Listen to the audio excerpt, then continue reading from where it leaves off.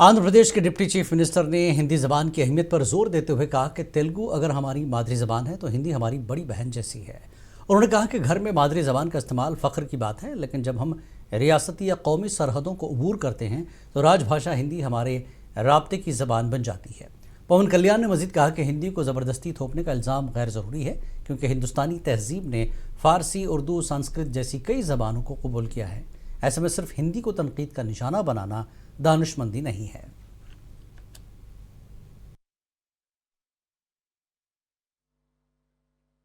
రాష్ట్ర భాష హిందీని నేను స్వాగతిస్తున్నాను.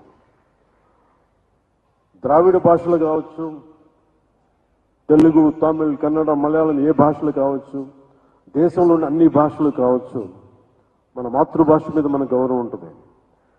మన మాతృభాష అమ్మ అయితే, మన అమ్మ భాష అయితే, దాని మన పెద్దమ్మ భాష హిందీ.